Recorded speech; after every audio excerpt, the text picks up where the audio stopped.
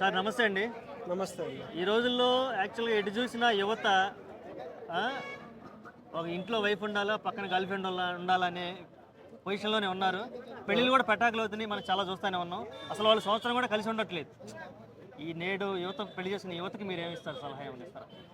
పెళ్లి చేసుకోవాలంటే ఫస్ట్ మనకు ఉండాల్సింది మన మెచ్యూరిటీ ఉండాలి. ఫస్ట్ పెళ్లి చేసుకోవాలి, మెచ్యూరిటీ ఉండాలి. లైక్ ఫర్దర్గా మనం ఎలాంటి ఛాలెంజెస్ ఫేస్ చేయగలుగుతాం, ఆ ఛాలెంజెస్ని ఎలా తీసుకోగలుగుతాం, ఇట్లాంటి కాన్సెప్ట్, ఇలాంటి మైండ్ సెట్ ఉండాలి మనకు. ఫస్ట్ ఆ మైండ్ సెట్ ఉంటేనే పెళ్లి చేసుకోండి.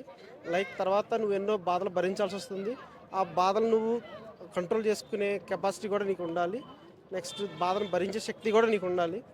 సో ఆ ఇంటెలిజెన్స్ నీ బ్రెయిన్కి ఉండాలి. ఫస్ట్ ఆ మైండ్ సెట్ ప్రిపేర్ చేసుకొని సమాజంలోకి మీరు పెళ్లి చేసుకొని రావాలని చెప్పేసి అంటే చాలామంది ఏంటంటే మా బామ్మ చచ్చిపోతుంది, లేదంటే మా పిల్లాడికి జాబ్ వచ్చింది, మా పిల్లాడికి మంచి సంబంధం వచ్చింది, లేదంటే మా అమ్మాయికి అమెరికా సంబంధం వచ్చింది, పోయిద్దాం, ఇటువంటి రీజన్స్ వల్ల పెళ్లి చేస్తూ ఉంటారు. దీన్ని ఎలా చూస్తారు?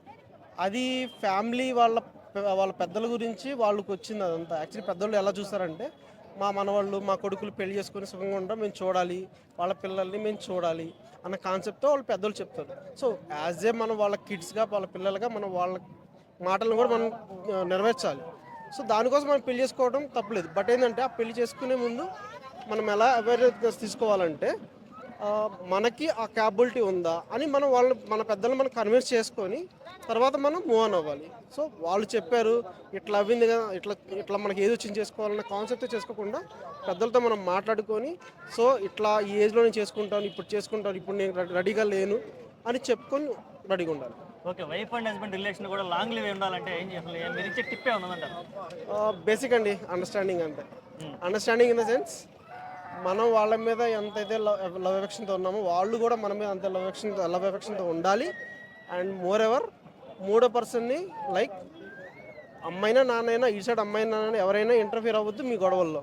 మీకు ఏ గొడవ ఇచ్చినా కానీ, ఎంత గొడవ రాకపోయినా, ఎంత ప్రేమైనా కానీ మీ మధ్యలో మీరు చూపించుకోండి. ఫస్ట్ మీరు చూపించుకొని ఇన్ కేస్ మీ దగ్గర సాల్వ్ అవ్వకపోతే ఫర్దర్గా మీ పేరెంట్స్ దగ్గరికి వెళ్ళండి, బయట దగ్గరికి వెళ్ళొద్దు.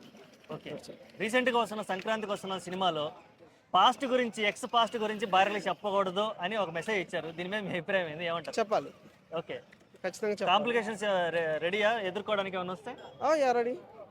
ఎందుకంటే ఏ అమ్మాయి, నాకు తెలిసి ఏ అమ్మాయి అయినా పాస్ట్ ఎలా ఉండే నాకు సంబంధం లేదు, ఫ్యూచర్ ఇప్పుడు పెళ్ళైన దగ్గర నుంచి నాతో ఎలా ఉన్నావు అనే కాన్సెప్ట్ చూస్తారు ఏ అమ్మాయి అయినా, నాకు తెలిసినంత.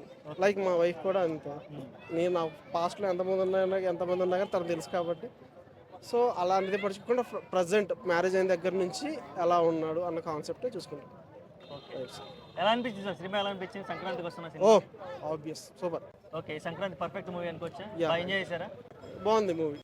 టు బి ఫ్రాంక్ నవ్వుకున్నా బాగా. ఓకే, బాగా నవ్వుకున్నా. కామెడీ బులిరాజు కామెడీ మాత్రం ఆబ్వియస్ చింపేశాడు. Okay, thank you.